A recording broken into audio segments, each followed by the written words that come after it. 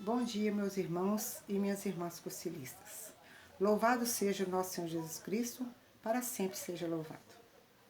Eu sou Ana Amaral, fiz o 59º cursilho em Leopoldina, de 9 a 12 de junho de 1988.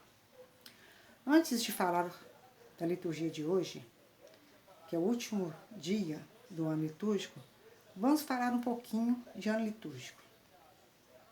O ano litúrgico da Igreja, de 12 meses, é dividido em tempos litúrgicos, que se celebram os mistérios de Cristo, assim como os santos. Por que o calendário da Igreja Católica é diferente do calendário civil? O calendário litúrgico é organizado para que possamos acompanhar, ao longo deste período, todas as fases da trajetória de Jesus Cristo, desde a sua concepção até a ascensão aos céus, ou seja, toda a história da salvação.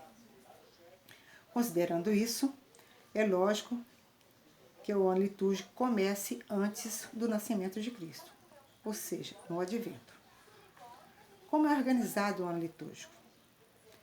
É formado por dois grandes ciclos, o ciclo do Natal e o ciclo da Páscoa.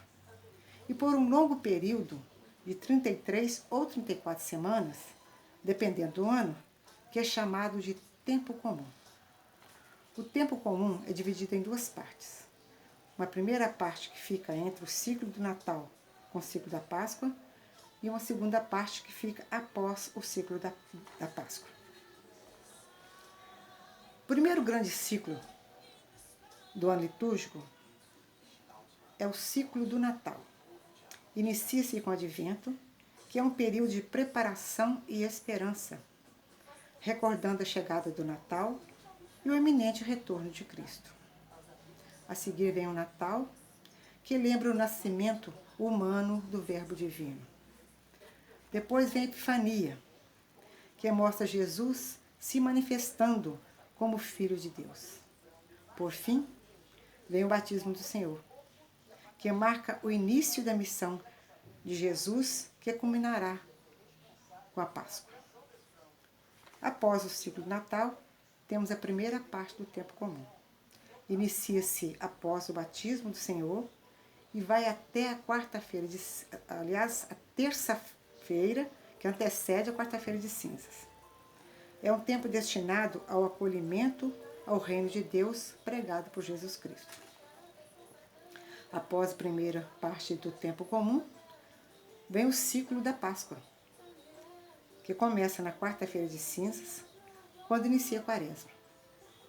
Quaresma, 40 dias que são destinados à penitência, oração, jejum e principalmente conversão. Ao final da Quaresma, inicia-se a Semana Santa, que é formada pelo Domingo de Ramos e o Tríduo Pascal. 50 dias após a Páscoa, temos Pentecostes, que assinaram o nascimento da Igreja, iluminada pela presença vivificadora do Espírito Santo. Terminado o ciclo da Páscoa, nós temos a segunda parte do tempo comum. Começa na segunda-feira, após o domingo de Pentecostes. E termina no sábado anterior ao primeiro domingo do Advento. Ou seja, hoje estamos no último dia do tempo comum, da segunda parte do tempo comum. Também o último dia do ano litúrgico de 2020. A cada ano, a liturgia das celebrações segue uma sequência de leituras próprias, divididas em ano A, ano B e ano C. No ano A, a leitura principal do Evangelho segue uma sequência do Evangelho de Mateus. No ano B, a leitura principal do Evangelho segue o Evangelho de Marcos. E no ano C, segue o Evangelho de Lucas. O Evangelho de João é lido de modo particular, em ocasiões especiais, como festas e solenidades. Papa Francisco diz que Falar da formação litúrgica do povo de Deus significa, antes de tudo, tomar consciência do papel insubstituível que a liturgia desempenha na igreja e para a igreja. E pode ajudar concretamente o povo de Deus a interiorizar melhor a oração da igreja e amá-la como experiência do encontro com o Senhor e com os irmãos. Além disso, redescobrir nela o conteúdo e observar seus ritos.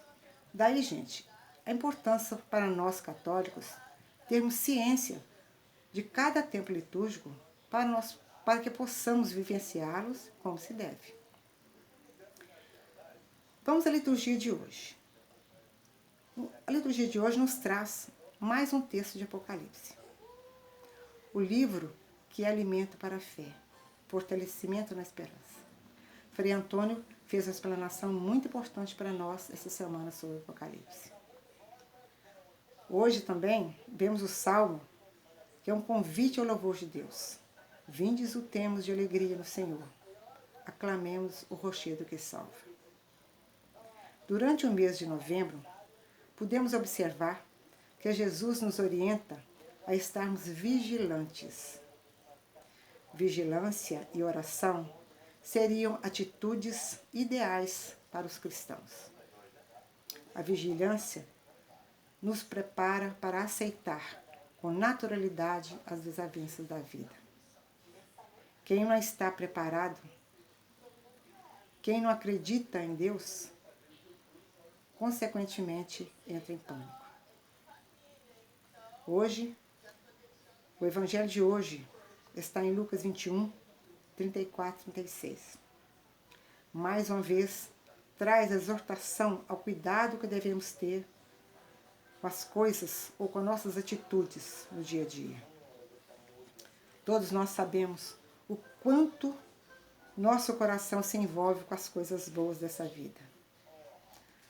A gula, a embriaguez, as preocupações da vida representam tudo aquilo que nos desviam do caminho que nos leva ao Senhor que vem.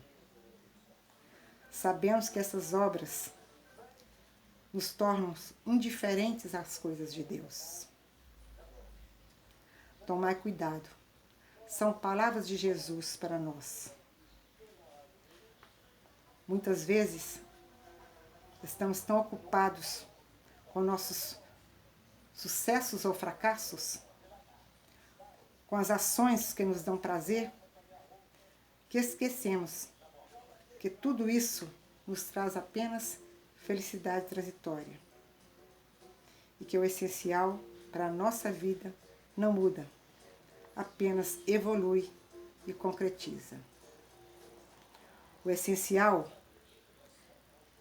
é o amor de Deus, que é plantado em nós como uma semente que se torna uma árvore, uma grande árvore. Quando nos entregamos aos prazeres e afazeres do mundo, o nosso coração fica insensível e o amor de Deus é sufocado em nós. O beber, o comer, o trabalhar, o divertir, o comprar, o gozar a vida, até certo ponto não tem problema nenhum. Porém, são armadilhas para nós quando nos deixamos aprisionar por elas. De repente, as coisas acontecem e nós perdemos o rumo. Deixamos a graça de Deus passar e nos sentimos destruídos. Jesus veio nos ensinar. Ficai atentos. Orai a todo momento. A oração é o meio mais eficaz para que tenhamos força para escapar das ciladas e para que fiquemos de pé, livres diante de Deus. Este ano foi um ano muito difícil, mas o amor de Deus por nós não permitiu que caíssemos no desânimo. Não pudemos participar das celebrações que nós gostaríamos, como nós gostaríamos. Não tivemos abraços, fomos afastados uns dos outros. mas nós não desanimamos. Não desanimamos porque, ao mesmo tempo, foi um ano de muita oração, um ano de aprendizado. E porque Deus esteve sempre ao nosso lado.